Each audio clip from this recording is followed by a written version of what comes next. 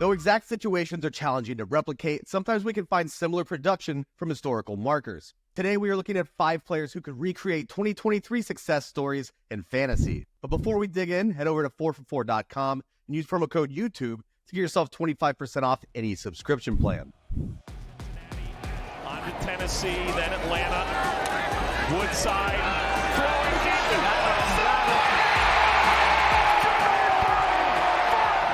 This year's Tank Dell is Jermaine Burton. Coming off of 2023 draft boards as the wide receiver 73, Tank Dell was an afterthought as a rookie with an unknown role in the offense. It could take a couple of weeks to get going, but he would eventually grow into the deep threat of a powerful offense, finishing the season with a 14.4 average depth of target, the 8th highest mark out of 70 receivers who earned at least 60 targets. While he managed 3 or fewer catches in 4 of 10 games, his boom weeks were incredible, particularly after the team's Week 7 bye. From weeks 8 to 12, he averaged 17.3 half PPR points per game, the 6th highest mark in fantasy over that span. Moving on to 2024, we have another rookie option who looks to be an explosive option on a great offense, but he does have Jamar Chase and T. Higgins standing in his way of a huge target share. While it doesn't look like he will be logging consistent snaps and therefore consistent fantasy points through the early portions of the season, he could provide spike weeks when it matters most during your playoffs. The explosiveness and big playability could slowly sleep its way into the Bengals' game plan, particularly if T. Higgins plays similarly to his 2023 levels. Higgins is a phenomenal boundary receiver who has become the deep ball threat on this offense, but he still leaves a lot of meat on the bone, including his 1.66 yards per route run, which ranked 42nd out of 96 qualifying wide receivers, and 34.8% contested catch rate, which ranked 69th out of 96 qualifying wide receivers. During the preseason, Burton lined up almost exclusively out wide, running 40 of his 42 routes from the outside. He would catch 8 of his 9 targets for 157 yards and 2 touchdowns. Most of these big gains did come against backup secondary pieces, but it was good enough to see his usage focus so much on his downfield ability. Burton could become an unheralded fantasy piece who pays off in bunches, just as Tank Dell did as a rookie. The Las Vegas Raiders select Brock Bowers, tight end, Georgia. Best hands of any pass catcher in the entire draft. He's a receiving entity who can block. Gronk, Travis Kelce. That's the type of player that Brock Bowers is. This year's Sam LaPorta is Brock Bowers. Betting on rookie tight ends used to be a fool's errand, but LaPorta and his classmates flipped that on its head, with the Detroit line becoming only the second tight end to dethrone Travis Kelce as the overall tight end 1 since the 2016 season. Will a rookie do that again in 2024? It seems highly unlikely, but can we get a great value on what might be a consistent top 10 option? That's less of a gamble. There may be no more exciting bet to make in fantasy football this season than a late season breakout of Brock Bowers. No one would argue that he's in a particularly good offensive environment, but it's hard to believe the Raiders spent the 13th overall selection on Bowers, with Michael Mayer already on the team for no good reason. The quarterbacks in Las Vegas don't inspire confidence, but Bowers' athletic and collegiate profile sure do. Over his 3 years at Georgia, the tight end averaged 5.6 targets, 64 receiving yards, and 0.65 touchdowns per game, numbers that are unheard of over an entire college career at this position. This enabled him to win the Mackey Award in each of his final 2 seasons, a fact that is not only unheard of, it had never happened before. There are almost assuredly going to be growing pains in year 1 inside this offense, but his upside and late season schedule make him a fantastic target in the 9th round. The Raiders want to be a run-heavy offense, but they also are projected to win 6.5 games this year, so we'll see if their wants align with their needs. Bowers could end up with well over 100 targets as this team's number 2 receiving option, just like Sam LaPorta last season.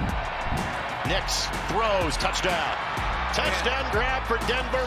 I tell you, if you're a Denver fan, you're going to be really happy with that drive in your quarterback. This year's CJ Stroud is Bo Nix. It's hard to call anyone CJ Stroud after his incredible rookie season, but finding an option who could far outkick his presumed fantasy value leaves us with Bo Nix. Stroud was coming off of draft boards as the QB 24 last summer, far lower than the likes of Caleb Williams or Jaden Daniels this summer. Daniels has the type of rushing upside we're looking for, while the Bears offense figures to be leaps and bounds better than the Broncos this season. But keep in mind, most thought that the Texans could be struggling with Stroud as a rookie, and they had the 7th most passing yards in the league. I'm not saying the Broncos will have the 7th best passing attack of the 2024 season, but there could be more meat on the bone here than we're giving Nix credit for. There's also a little more upside with the quarterback's rushing chops than typically gets mentioned. Through 3 seasons in Auburn, Nix had 21 rushing touchdowns before adding 20 more over his last 2 seasons with Oregon. Is the Broncos' receiving room anywhere near what the Texans is? We assume not, but I don't recall anyone calling Nico Collins and Tank Dell must drafts at this time last year either. During his final season with the Ducks, Nix averaged 2.44 seconds per dropback, the 4th fastest in the entire FBS. Sean Payton has a storied history with a decisive quarterback. I'm willing to keep Nix on my streaming radar in case he gels with the offense faster than we're giving him credit for. Out in motion, handed to Miller. Right up the gut, and he's in. Touchdown, New Orleans. This year's Kyren Williams is Kendre Miller. This is going to be a hard sell, but stick with me here. Kendre Miller is currently sitting on the IR with a hamstring injury, which will force him to miss the first 4 games of the 2024 season. In response, fantasy drafters have deemed him completely undraftable in nearly every format. This was despite many of us believing that he would have a decent workload as he head into his sophomore season. As recently as the middle of July, he was going in the 13th round of drafts and was often going earlier in underdog best ball drafts. This was, of course, before his coach railed against him for not being able to get on the field and thus unable to practice throughout most of the preseason. With this trip to the IR, the coaching staff is buying him some more time to get up to speed so he can hit the field running by the time week 5 rolls around. So where are the comparables to Kyren Williams? It's easy to forget at this same time last year, Williams was lumped in with backup options like Ronnie Rivers and Zach Evans, resulting in him going completely undrafted in almost every format, with Cam Akers the presumed starter. Akers was being drafted in the 5th round by the end of draft season and rewarded those managers with 29 yards on 22 carries in week 1, his final game as a Los Angeles Ram. While no one is expecting Alvin Kamara to be unceremoniously shipped out of New Orleans this season, it's not as if he is offering the Saints the type of explosiveness he once did.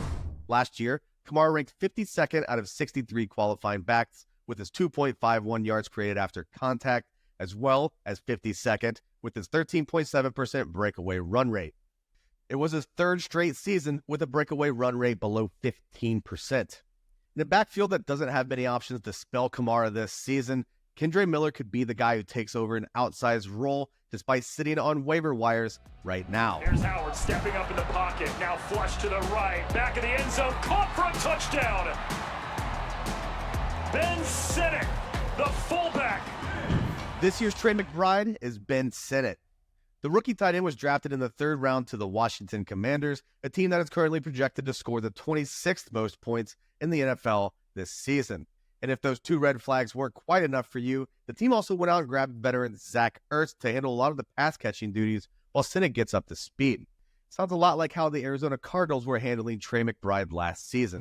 While sitting behind Ertz, McBride accounted for only 9 targets through the first 5 games of 2023. While his second-half explosion had a ton to do with Ertz going down in Week 7, we were all coming around to the fact that he should probably be earning more playing time regardless. Despite that early season lull of production, he finished the season as fantasy's tight end 10 with his 8.3 half PPR points per game, hitting north of 15 fantasy points on 4 occasions after his teammate went down.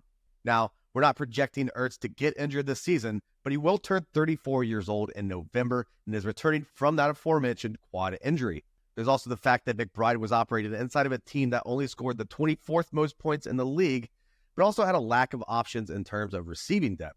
That is very similar to what the Commanders are looking at after they traded away to Jahan Dotson. As newly acquired, Noah Brown seems to be the best bet to be the team's wide receiver 2. There's always the chance that Ben Sinnott takes far more H-back and fullback snaps than we will be comfortable with, but he's also going completely undrafted at this point, just like McBride, who was the tight end 32 in drafts last summer. Keep the 3rd round rookie in mind when looking for possible upside out of the position later in the year. And now we get to this year's Puka Nacua, a breakout wide receiver coming from nowhere as a league winner off the waiver wire. So this year's Puka Nacua is no one.